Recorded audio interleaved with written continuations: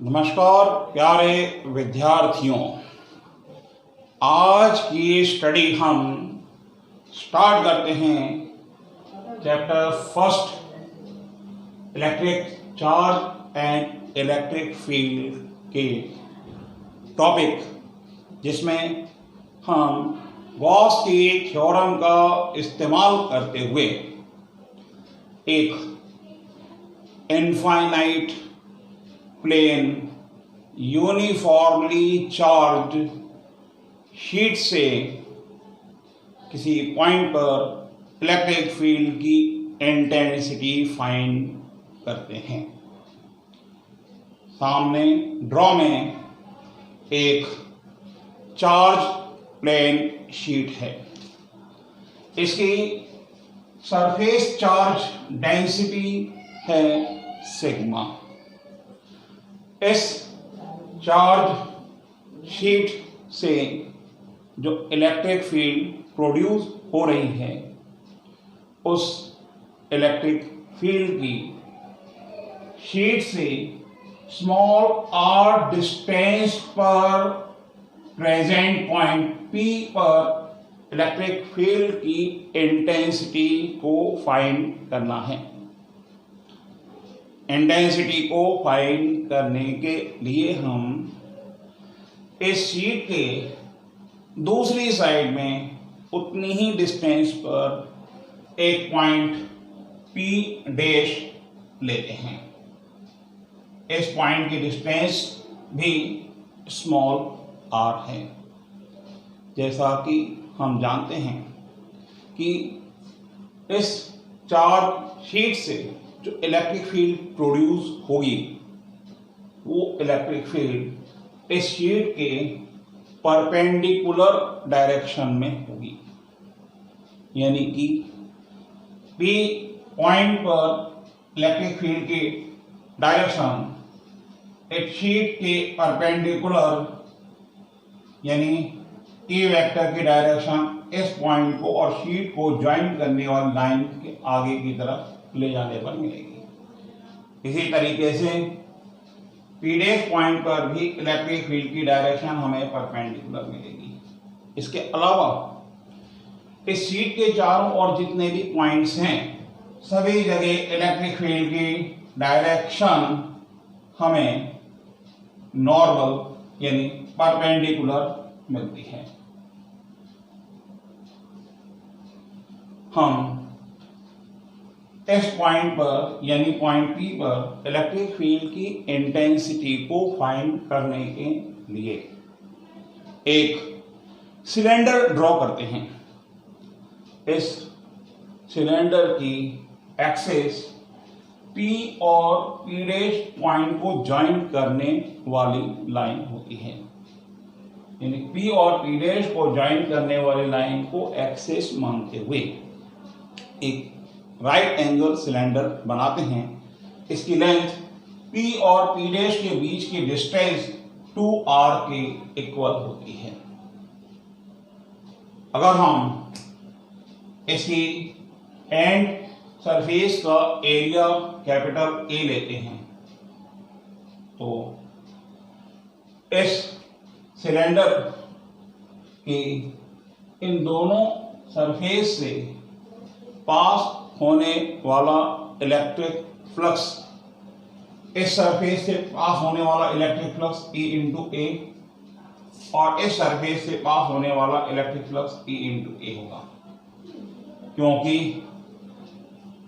इस सरफेस पर एरिया की डायरेक्शन इलेक्ट्रिक फील्ड की डायरेक्शन में होगी और इस सरफेस के एरिया की डायरेक्शन भी इलेक्ट्रिक फील्ड के पैरेलल होगी। बची हुई जो कर्व्ड सरफेस है, इसके एरिया की डायरेक्शन इलेक्ट्रिक फील्ड के परपेंडिकुलर होगी। इस वजह से इसकी कर्व्ड सरफेस से पास होने वाला इलेक्ट्रिक फ्लक्स 0 होगा। तो हम इस सिलेंडर से पास होने वाले टोटल इलेक्ट्रिक फ्लक्स की अगर वैल्यू फाइंड करते हैं, तो इसकी वैल्यू हमें इलेक्ट्रिक फ्लक्स के फॉर्मूले के अकॉर्डिंग मिलती है ई ए कॉस 0। ये पी पॉइंट की सरफेस से पास होने वाला फ्लक्स है। इसी तरीके से पी डैश पॉइंट की सरफेस से पास होने वाला फ्लक्स ई ए कॉस 0 डिग्री। यहाँ एरिया और इलेक्ट्रिक फील्ड के बीच एंगल 0 है, प्लस 0। साइड जो सरफेस है इसका फ्लक्स 0 होगा, तो टोटल इलेक्ट्रिक फ्लक्स हमें मिलेगा 2EA। गॉस थ्योरम के according phi equal Q upon epsilon 0। अगर ये सिलेंडर एक शीट का Q चार्ज कवर करता है तो फ्लक्स की value according to Gauss theorem Q upon epsilon 0 होगी। इन दोनों को कंपेयर करके हम इलेक्ट्रिक फील्ड की इंटेंसिटी फाइंड कर सकते हैं। कंपेयर करने के लिए इनमें के RHS को हम इक्वल लें, यानी 2EA equal Q upon epsilon 0 और E की वैल्यू हमें मिलेगी Q upon 2 epsilon 0A। Charge density charge और एरिया का रेशो होता है। Q अपॉन A की वैल्यू सिग्मा होती है, इसलिए E equal sigma upon 2 epsilon 0। ये इलेक्ट्रिक फील्ड की इंटेंसिटी एक इनफाइनाइट चार्ज शीट से हमें r डिस्टेंस पर पॉइंट P पर मिलती है। इसकी जो इंटेंसिटी है वो डिस्टेंस पे डिपेंड नहीं करती, यानी इस शीट से कितनी भी डिस्टेंस पर आप इलेक्ट्रिक फील्ड की इंटेंसिटी लें, हमेशा E की वैल्यू सिग्मा अपॉन 2 एप्सिलॉन 0 होगी। तो स्टूडेंट्स, अब हम नेक्स्ट क्वेश्चन की स्टडी करते हैं, जिसमें हम यूनिफॉर्मली चार्ज स्फेरिकल शेल के आउटसाइड सरफेस पर और इनसाइड इलेक्ट्रिक फील्ड की इंटेंसिटी फाइंड करते हैं गॉस थ्योरम की हेल्प से। एक स्फेरिकल शेल यानी एक हॉलो स्फीयर हमें दिया गया है। ये कंडक्टिंग हॉलो स्फीयर है। इसे हमने यूनिफॉर्मली चार्ज प्रोड्यूस किया है। चार्ज की वैल्यू है Q। इस यूनिफॉर्मली चार्ज स्फीयर की रेडियस कैपिटल R है। इस स्फीयर के आउटसाइड एक पॉइंट P है। यहाँ हमें गॉस थ्योरम का इस्तेमाल करते हुए इलेक्ट्रिक फील्ड की इंटेंसिटी फाइंड करनी है। अगर हम पॉइंट P सरफेस पर लेते हैं तो इलेक्ट्रिक फील्ड इंटेंसिटी क्या होगी, और अगर पॉइंट P स्फीयर अंदर लेते हैं इलेक्ट्रिक फील्ड इंटेंसिटी क्या होगी। कंसीडर कर लेते हैं O पॉइंट से P पॉइंट की डिस्टेंस स्मॉल r है, तो हम एक स्फीयर ड्रॉ करते हैं। स्फीयर सेंटर O से ड्रॉ करते हैं। स्फीयर की रेडियस स्मॉल r O से P की डिस्टेंस के इक्वल लेते हैं। तो इस ड्रॉ किए हुए स्फीयर के प्रत्येक पॉइंट पर इस स्फीयर की एरिया की डायरेक्शन इस स्फीयर के परपेंडिकुलर यानी O पॉइंट और P पॉइंट को ज्वाइन करने वाली लाइन की डायरेक्शन में होगी। यानी अगर हम P पॉइंट पर इस स्फीयर का एरिया, अगर हम एरिया को S से कंसीडर करते हैं, S अगर इसका एरिया है तो इस स्फीयर का एरिया S वेक्टर OP को ज्वाइन करने वाली लाइन की डायरेक्शन में होगा। इस पॉइंट पर इलेक्ट्रिक फील्ड की डायरेक्शन भी O और P को ज्वाइन करने वाली लाइन की डायरेक्शन में होती है। यानी एरिया और इलेक्ट्रिक फील्ड बीच में जो एंगल बनेगा वो एंगल होगा 0 डिग्री, क्योंकि दोनों की डायरेक्शन सेम है। पी पॉइंट हम ए स्फीयर पर किसी भी प्लेस पे लें, सभी जगह सभी प्लेसों पर इलेक्ट्रिक फील्ड और एरिया की डायरेक्शन सेम होती है। तो इस स्फीयर का टोटल फ्लक्स हम लिख सकते हैं ES 4 पाई r square, sorry ES cos 0 degree.